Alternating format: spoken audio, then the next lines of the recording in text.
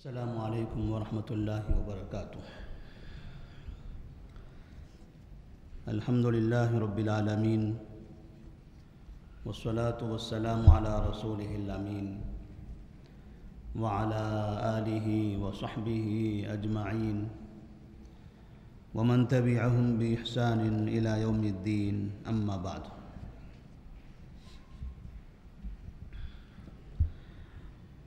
سیرت النبی صلی اللہ علیہ وسلم کے سلسلے دروس میں معجزات نبوی میں سے ایک معجزہ جو آپ صلی اللہ علیہ وسلم کی دعا کی قبولیت کے شکل میں ظاہر ہوا تھا، اس معجزے سے متعلق آج کا ہمارا یہ درس ہوگا۔ اللہ تبارک و تعالیٰ نے نبی کریم صلی اللہ علیہ وسلم کو مستجاب الدعوات بنایا تھا کہ آپ صلی اللہ علیہ وسلم اللہ تبارک و تعالیٰ سے جو دعا مانگتے،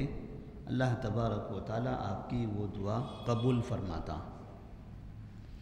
تو آپ صلی اللہ علیہ وسلم کی زندگی میں کئی ایسے مواقع آئے کہ لوگوں نے آپ سے دعا کا مطالبہ کیا، اس لیے کہ لوگ جانتے تھے، جو مشرکین تھے انہیں بھی پتہ تھا کہ محمد بن عبداللہ صلی اللہ علیہ وسلم گرچہ کہ انہوں نے آپ پر ایمان نہ لایا ہو، لیکن انہیں اتنا یقین تھا کہ آپ اگر کوئی دعا کرتے ہیں یا کوئی بد دعا کر دیتے ہیں تو ایسی صورت میں اللہ تبارک و تعالیٰ آپ کی آواز کو سن لیتا ہے۔ ایک مرتبہ آپ صلی اللہ علیہ وسلم نے ابو لہب پر بد دعا کر دی تھی، ابو لہب کے بیٹے پر بد دعا کر دی تھی۔ تو وہ کافر تھے، نبی کے دشمن تھے، ایمان نہیں لایا تھا، لیکن مشرکین مکہ کے لوگوں نے ابو لہب کو یہ کہنا شروع کر دیا تھا، ابو لہب تم اور تمہارا بیٹا برباد ہوگا، کیونکہ محمد نے بد دعا کر دی ہے۔ اور انہیں بھی یقین ہو چلا تھا کہ میں اب گھر سے زیادہ باہر نہیں نکلوں گا، کیونکہ پتہ نہیں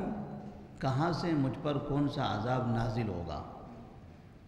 باپ بھی گھر سے باہر نکلنے سے ڈرتا تھا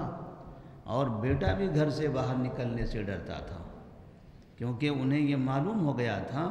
کہ محمد نے ان پر بد دعا کر دی ہے۔ وہ محمد کو جادوگر کہتے تھے، وہ کاہن اور نجومی کہتے تھے، وہ پاگل کہتے تھے، اور لوگوں میں اختلاف کراتا ہے، یہ بے دین ہے، باپ دادا کے راستے کو اس نے چھوڑ دیا، اس طرح کی عجیب و غریب باتیں کہا کرتے تھے۔ یہ کہتے ضرور تھے، لیکن دل سے انہیں اس بات کا یقین ہو رہا تھا حالات کو دیکھتے ہوئے کہ نہیں، اس شخص کے پاس جو چیزیں ہیں وہ کچھ اور ہیں، ہم جو اپنی باتیں کہتے ہیں وہ غلط ہیں، ہم جو کہتے ہیں وہ غلط ہیں، لیکن دشمنی میں، نفرت میں، تکبر میں انہوں نے ایمان لانے سے انکار کر دیا۔ تو اس طرح سے نبی کریم صلی اللہ علیہ وسلم کے پاس بعض مرتبہ صحابہ رضی اللہ تعالیٰ عنہ بھی آتے اور کچھ خاص دعاؤں کی التجا کرتے کہ اللہ کے رسول صلی اللہ علیہ وسلم آپ ہمارے لیے فنا دعا کر دیجیے۔ کبھی صحت کے لیے دعا، کبھی تندرستی کے لیے دعا، کبھی اولاد کے لیے دعا، الگ الگ چیز کی دعائیں منگوایا کرتے تھے کہ آپ دعا کیجیے ہمارے لیے، کیونکہ صحابہ جانتے تھے کہ نبی کریم صلی اللہ علیہ وسلم مستجاب الدعوات ہیں۔ تو آپ کی زندگی میں دعا کا ایک واقعہ پیش آیا تھا، اس واقعے کو امام بخاری رحمہ اللہ نے اپنی کتاب میں نقل فرمایا ہے، اور وہ واقعہ تھا بارش سے متعلق۔ ایک مرتبہ جمعہ کے دن آپ صلی اللہ علیہ وسلم اپنے ممبر پر کھڑے ہو کر خطبہ دے رہے تھے کہ سامنے دروازے سے ایک شخص دوران خطبہ مسجد میں آتا ہے اور آواز دے کر کہتا ہے، یا رسول اللہ صلی اللہ علیہ وسلم، آپ ہمارے لیے اللہ سے دعا کیجئے، ہلکت المواشی، وانقطعت السبل فادعوا اللہ یغیثنا، جانور مر رہے ہیں اور سارے راستے بند ہو گئے، اللہ سے دعا کیجئے کہ اللہ تبارک و تعالی ہم پر بارش برسائے۔ یعنی قحط سالی کی وجہ سے، پانی نہ ہونے کی وجہ سے جانور مر رہے ہیں، اور پھر پانی کی قلت کی بنا پر ادھر ادھر جانا، کھیتیوں کو سیراب کرنا، یہ سب بند پڑا ہوا ہے، سارا کاروبار ٹھپ ہے، راستے بند ہو گئے، یعنی جانا آنا نہیں ہے۔ جب کچھ ہے ہی نہیں تو کہاں جائیں گے؟ نہ کھیتیوں میں اناج ہے، نہ جانوروں کے لیے ادھر ادھر کوئی سفر کرنا ہے، سارے راستے بند ہیں، جانور مر رہے ہیں، لوگ پریشان ہیں پانی کے لیے۔ تو فادعوا اللہ یغیثنا، اللہ سے دعا کیجئے کہ اللہ تبارک و تعالی ہم پر بارش برسائے۔ نبی کریم صلی اللہ علیہ وسلم خطبہ دے رہے ہیں، وہ شخص دوران خطبہ آ کر اس طرح سے آپ سے اپیل کرتا ہے، مطالبہ کرتا ہے، آپ صلی اللہ علیہ وسلم اسی وقت خطبہ روک کر ہاتھ اٹھاتے ہیں اور اللہ سے دعا کرتے ہیں، اللہم اسقنا، اللہم اسقنا، اللہم اسقنا، اے اللہ ہم پر بارش برسا دے، اے اللہ ہم پر بارش برسا دے، اے اللہ ہم پر بارش برسا دے۔ انس بن مالک رضی اللہ تعالیٰ عنہ فرماتے ہیں، ہم لوگ مسجد میں تھے، جمعہ کی نماز پڑھنے کے لیے مسجد میں آئے، تو وہ یاد ہے ہمیں کہ جب ہم باہر سے آ رہے تھے، باہر دھوپ تھی، آسمان پر کہیں پر بھی بادل کا کوئی نشان نہیں تھا، نہ ایسی کوئی ہوا چل رہی تھی جس سے سمجھ سکے کہ ہاں یہ ہوا بارش کی آمد کی اطلاع دے رہی ہے۔ بعض مرتبہ ہواؤں سے انسان پہچانتا ہے کہ ہاں بارش ہونے والی ہے، یا آسمان پر کچھ ایسی علامتیں دکھائی دیتی ہیں، آدمی اندازہ لگاتا ہے کہ ہاں یہ بارش کی علامتیں ہیں، بارش ہو سکتی ہے۔ وہ کہتے ہیں ہم باہر سے آئے، ایسا کوئی مسئلہ نہیں تھا، کوئی علامت، کوئی نشانی نہیں تھی، مکمل آسمان صاف تھا، اور مسجد نبوی سے جبل سن جہاں پر ایک پہاڑ ہے، وہ پہاڑ جہاں سے خندق کھودی گئی تھی، جب آپ مسجد نبوی کے اندر قبلے کی طرف منہ کر کے بیٹھیں گے تو آپ کے دائیں طرف ایسے کافی دور کے فاصلے پر ایک پہاڑ ہوتا ہے۔ جب وہاں سے ہم جامعہ اسلامیہ مدینہ منورہ، جو اسلامک یونیورسٹی ہے مدینہ منورہ کی، جہاں پر ہم نے 5 سال تعلیم حاصل کی ہے، جب اس جامعہ کی طرف، یونیورسٹی کی طرف آپ جائیں گے تو جاتے ہوئے راستے میں وہ پہاڑ پڑتا ہے، تو کہتے ہیں وہ پہاڑ اور ہمارے درمیان میں ایسی کوئی خاص آبادی نہیں تھی، کھلی جگہ تھی، آسمان صاف نظر آتا تھا۔ تو ہم نے دیکھا کہ اس پہاڑ کے پیچھے سے چھوٹا سا ایک بادل آیا اور ایسے آگے بڑھتا گیا اور چوڑا ہوتا گیا، بڑھتا گیا، وسیع ہوتا گیا، یہاں تک کہ ہمارے اوپر آیا، مکمل پھیل گیا، اور پھر تیز بارش ہونے لگی۔ انس بن مالک رضی اللہ تعالیٰ عنہ کہتے ہیں مسجد میں جو ہم آئے تھے تو کافی دھوپ تھی، آسمان کھلا ہوا تھا، بادل نہیں تھا، لیکن جب مسجد سے ہم باہر نکلے ہیں جمعہ کی نماز پڑھنے کے بعد تو پانی ہی پانی، ہر طرف پانی۔ تو کہتے ہیں اس کے بعد واللہ ما رأینا الشمس ستا، بارش ایسے ہوئی کہ مسلسل 6 دن تک ہم نے سورج نہیں دیکھا۔ اس دعا کے بعد سے مسلسل 6 دن تک ہم نے سورج نہیں دیکھا، مسلسل بارش ہوتی رہی۔ پھر اس کے بعد آئندہ جمعہ کا وقت آیا، 1 ہفتہ گزر گیا، پھر آئندہ جمعہ پھر آپ خطبہ دے رہے ہیں، پھر کہتے ہیں کہ پھر ایک شخص اسی انداز سے دروازے سے داخل ہوتا ہے دوران خطبہ۔ اب راوی کہتے ہیں یا تو وہی شخص تھا جو پہلے آیا تھا یا کوئی دوسرا تھا، اور آ کر کہتا ہے ہلکت الاموال وانقطعت السبل فادعوا اللہ یمسکھا، اللہ کے رسول صلی اللہ علیہ وسلم مال تباہ ہو گیا، راستے بند ہو گئے، اللہ سے دعا کرے یہ بارش روک دے، اللہ سے دعا کرے کہ یہ بارش روک دے۔ اتنی زیادہ بارش ہو گئی ہے کہ اب اس پانی کی وجہ سے کھیتیاں، فصل تباہ ہو رہی ہیں اور جانور مر رہے ہیں، پہلے پیاسے مر رہے تھے اب ڈوب کے مر رہے ہیں، اتنی بربادی آ رہی ہیں، اتنے پریشان ہو گئے ہیں۔ اللہ سے دعا کریں اللہ تبارک و تعالیٰ بارش روک دے۔ بھی ہم دیکھتے ہیں ہمارے پاس بھی بعض مرتبہ جب 2 دن 3 دن بھی اگر مسلسل بارش ہو حیدرآباد کے اندر تو کیا حالات ہو جاتے ہیں۔ خاص طور پر ٹولی چوکی کا جو علاقہ ہے، اس علاقے میں کہو یا پھر اولڈ سٹی کے بعض علاقے 2 سے 3 دن، اس سے پہلے آج سے تقریباً 2 سال پہلے کی بات ہے، مسلسل 3 دن بارش ہوئی تھی، مسلسل 3 دن کی بارش ہوئی تھی، پورا ٹولی چوکی ڈوبا ہوا تھا۔ اولڈ سٹی کا کئی علاقے وہاں کے تباہ ہو گئے تھے، ڈوب گئے تھے، کئی لوگ مرے، کئی گھر تباہ ہوئے، کئی لوگوں کی گاڑیاں بہہ کر چلے گئی تھی۔ یہاں یہ 1 ہفتہ مسلسل بارش ہو رہی ہے، تو اس شخص نے آ کر درخواست کی، یا رسول اللہ صلی اللہ علیہ وسلم اللہ سے دعا کیجیے اللہ تبارک و تعالیٰ بارش روک دے۔ تو آپ صلی اللہ علیہ وسلم نے اسی وقت دوران خطبہ ہاتھ اٹھائی اور کہا اللہم حوالینا ولا علینا، اللہم حوالینا ولا علینا، اللہم علی الجبال والآکام والاودیہ۔ اے اللہ یہ جو بارش ہے یہ ہمارے ارد گرد برسا، ہمارے اوپر مت برسا، ہمارے ارد گرد برسا، یعنی پہاڑوں پر، وادیوں میں، ٹیلوں پر، کھیتیوں میں، اس جگہ برسا جہاں پانی کی ضرورت ہے، جہاں پانی کی ضرورت ہے۔ یہ آبادی پر مت برسا، یہاں سے اس کو ہٹا دے۔ تو کہتے ہیں کہ جیسے یہ باہر نکلے ہیں تو باہر نکلنے کے بعد خرجنا نمشی فی الشمس، انس بن مالک رضی اللہ تعالیٰ عنہ کہتے ہیں کہ ابھی بھی ہم موجود تھے آئندہ جمعہ کو بھی، اور جب آپ نے اس طرح کی دعا کی ہے ہم باہر آئے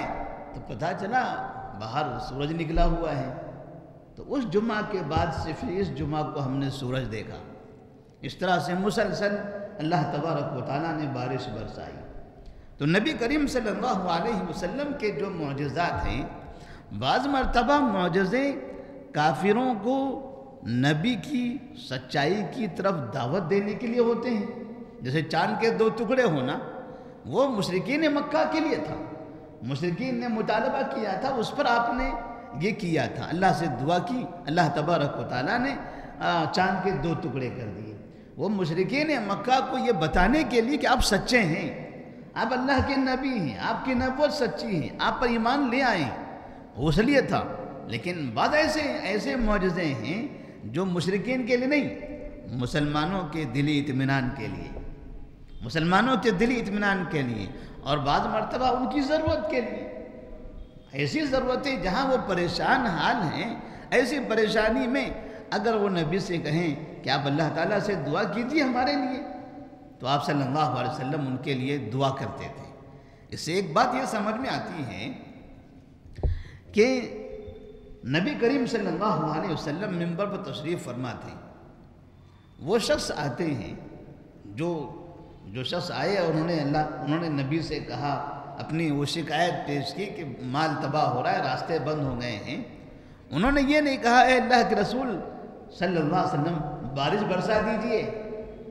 یہ نہیں کہا کہ یا اے اللہ کے نبی آپ بارش برسا دیجئے، مدینہ آپ کا شہر ہے، دنیا کے سارے شہروں میں سب سے بہترین شہر مکہ کے بعد یہ آپ کا اپنا شہر، آپ یہاں موجود ہیں، یہاں قحط سالی، یہاں لوگوں کے لیے پانی کی قلت، آپ بارش برسائیے۔ اس شخص نے نبی سے یہ نہیں کہا کہ آپ بارش برسائیے، اس شخص نے کہا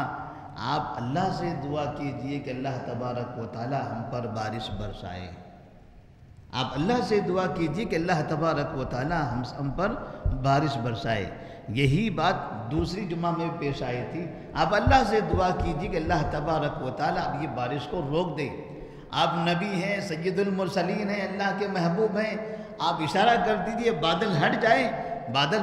ختم ہو جائے، بارش رک جائے، نہیں، اللہ تبارک و تعالیٰ نے یہ چیزیں اپنے پاس رکھی ہیں۔ نبی اللہ سے مانگ سکتے ہیں، اللہ سے دعا کر سکتے ہیں، انہوں نے اللہ سے دعا کرنے کا مطالبہ کیا، اور آپ صلی اللہ علیہ وسلم نے دعا فرمائی، آپ نے دعا فرمائی، آپ نے خود یہ کام نہیں کیا، کیونکہ بارش برسانا، بارش کو روکنا یہ نبی کے ہاتھ میں نہیں ہے، یہ اللہ تبارک و تعالیٰ کے ہاتھ میں ہے۔ تو آج کے کافرین کے ساتھ ساتھ مسلمانوں کے لیے یہ سبق ہے، جہاں کافر اپنے بڑوں کے اندر خدائی صفات کا یقین کرتے ہیں، وہیں بہت سے ایسے مسلمان ہیں جو نبی کے بارے میں یہ سمجھتے ہیں کہ نبی سب کچھ کر سکتے ہیں۔ جب نبی زندہ تھے، سامنے موجود تھے، وہاں انہوں نے کرنے کے لیے نہیں کہا، دعا مانگنے کے لیے کہا۔ آج نبی کا انتقال ہو چکا ہے تو مسلمان سمجھتے ہیں کہ نبی بارش برساتے ہیں، نبی روزی بھی دیتے ہیں، نبی اولاد بھی دیتے ہیں، نبی ساری دنیا چلاتے ہیں، نبی کے اشارے پر کائنات چل رہی ہے، نبی کے اشارے سے ہم جی رہے ہیں، ہم کھا رہے ہیں۔ یہ مسلمانوں کا عقیدہ ہے۔ بھلا مسلمان بھی ایسا ہو سکتا ہے؟ اللہ کی اتنی توہین مسلمان کرے؟ یہ کوئی یقین بھی کر سکتا ہے اس طرح سے؟ یہ سمجھتے ہیں کہ ہم نبی کی شان کو بڑھا رہے ہیں، لیکن یہ نہیں سمجھ رہے ہیں کہ وہ اللہ تبارک و تعالیٰ کی توہین کر رہے ہیں، واللہ رب العالمین کی توہین کر رہے ہیں۔ اور جو رب کی توہین کرے گا، رب کی توہین میں نبی کی شان ہے کیا؟ رب کی توہین میں نبی کو خوشی ہے؟ رب کی توہین کرنے پر نبی کا مقام بڑھنے والا ہے؟ نہیں۔ جو رب کی توہین کرے گا گویا کہ وہ نبی کی توہین کر رہا ہے۔ اسی طرح سے نبی کریم صلی اللہ علیہ وسلم جب قوم کے لوگ آپ سے دعا کا مطالبہ کرتے تھے تو آپ ان کے لیے دعا بھی کرتے تھے، آپ ان کے لیے دعا کرتے تھے، کیونکہ آپ رحمت للعالمین تھے۔ آپ کو پتہ ہے، آپ جانتے تھے کہ آپ مستجاب الدعوات ہیں، پھر بھی حالات کو دیکھا کرتے تھے، اور ضرورت کے حساب سے جب اس طرح کا مطالبہ ہوتا آپ ان کے لیے دعائیں مانگ لیتے، اور لوگ بھی وقتاً فوقتاً آپ کے سامنے آتے، دعا آپ سے کروایا کرتے تھے۔ اس سے یہ بات بھی سمجھ میں آتی ہے کہ اگر کوئی اہم مسئلہ ہو تو ہمیں اس بات کی اجازت ہے کہ ہم اپنے بڑوں سے، نیک لوگوں سے، جو علماء ہیں، جو مساجد کے ائمہ کرام ہیں، یا متقی پرہیزگار لوگ، ایسے لوگوں سے ہم دعا کے لیے اپیل کر سکتے ہیں۔ آپ ہمارے لیے دعا کیجیے، ہم بیمار ہیں، آپ صحت کے لیے دعا کیجیے۔ بعض مرتبہ مسجد میں اعلان کیا جاتا ہے کہ فلاں شخص بیمار ہیں، ہاسپٹل میں ہیں، آپ ان کے لیے دعائیں کریں۔ ابھی ہم نے مغرب کی نماز کے فوراً بعد دعائیں کی ہیں فلسطین کے مسلمانوں کے لیے۔ تو یہ تو ہمارا فریضہ ہے، یہ تو ہمارا فریضہ ہے کہ مسلمان جہاں کہیں بھی ہوں، اس طرح کسی بھی پریشانی میں مبتلا ہوں تو ہم کچھ نہیں کر سکتے، کم سے کم دعا تو کر سکتے ہیں، کم سے کم دعا تو کر سکتے ہیں۔ بعض مرتبہ لوگ یہ سمجھتے ہیں کہ وہاں مسلمان مارے جا رہے ہیں اور ہمارے پاس کوئی طاقت نہیں ہے، ہم کسی بھی کام کے نہیں، ملک میں تقسیم ہو کر رہ گئے، سرحدیں ہماری بند ہو گئی، ہم وہاں کوئی سامان لے کر نہیں جا سکتے، کوئی پیسہ لے کر نہیں جا سکتے، کوئی کھانے کی غذا لے کر نہیں جا سکتے۔ کیسے مجبور انسان ہیں ہم؟ اگر ہمارے پاس کچھ اختیارات ہوتے تو ہم ضرور یہ کام کرتے۔ اگر ایک مسلمان نیت بھی کر لیتا ہے اس طرح سے کہ میں فلاں کی مدد کروں گا تو اللہ تعالیٰ اس کی نیت کو بھی قبول کر لیتا ہے، لیکن اسے یہ سمجھنا چاہیے کہ کچھ ایسے کام ہیں جو وہ نہیں کر سکتا ہے تو کوئی بات نہیں، لیکن ایک کام تو ہے جو کہیں بھی رہ کر سکتا ہے، اور وہ ہے اللہ تبارک و تعالیٰ سے دعا۔ تو اللہ تبارک و تعالیٰ سے کثرت سے دعا کرنی چاہیے۔ یہ نبی نے ہمیں سکھایا ہے کہ آپ اللہ سے مانگو، بارش نہ ہو تو اللہ سے مانگو، بارش ہو بربادی آئے تو بھی اللہ سے مانگو، کسی بھی طرح کی کوئی تکلیف ہو، پریشانی ہو، رب کے سامنے ہاتھ اٹھاؤ۔ جب 70 صحابہ کا قتل ہوا تھا، جب انہیں شہید کر دیا گیا تھا، تو آپ باقاعدہ فجر کی نماز میں قنوت نازلہ پڑھا کرتے تھے اور ان کے لیے بد دعائیں کرتے تھے، جنہوں نے مسلمانوں پر ظلم کیا، انہیں دھوکہ دیا تھا۔ تو مسلمانوں پر بھی یہ ضروری ہوتا ہے کہ فلسطین کے مسلمانوں کے لیے دعا کریں، ان کے امن کے لیے، ان کی خوشگوار زندگی کے لیے، اور جو پریشان ہیں ان کی پریشانی کے خاتمے کے لیے، جو قتل ہو چکے ہیں، جو برباد ہو چکے ہیں، ان کی آخرت میں بہترین جنت میں اعلیٰ مقام کے لیے اللہ تبارک و تعالیٰ انہیں وہ اسلام کی وجہ سے اپنی زمین پر اپنے ہی گھر میں خامخواہ مارے گئے ہیں، وہ مظلوم ہیں، وہ مظلوم ہیں، بلا وجہ وہ مارے گئے ہیں۔ جو شرارت کرنے والے وہ تو دوسرے ہیں، شرارت کرنے والے کہیں اور بھاگ گئے، لیکن یہ معصوم مسلمان جو گھروں میں ہیں، جو بچے ہیں، عورتیں ہیں، بوڑھے ہیں، یہ لوگ مارے جا رہے ہیں۔ اللہ تعالیٰ اگر ان میں سے کسی کا قتل ہو گیا تو انہیں جنت میں اعلیٰ مقام عطا فرمائیں، جو زندہ بچے ہوئے انہیں صبر کی توفیق عطا فرمائیں، ان کے اندر اور ہمت پیدا فرمائیں، اسلام پر انہیں قائم اور دائم فرمائیں، ایمانی قوت ان کی اور مسجد اس میں اضافہ فرمائیں۔ اللہ تبارک و تعالی ہم تمام کو کثرت سے دعائیں کرنے کی توفیق عطا فرمائیں۔ السلام علیکم ورحمۃ اللہ وبرکاتہ۔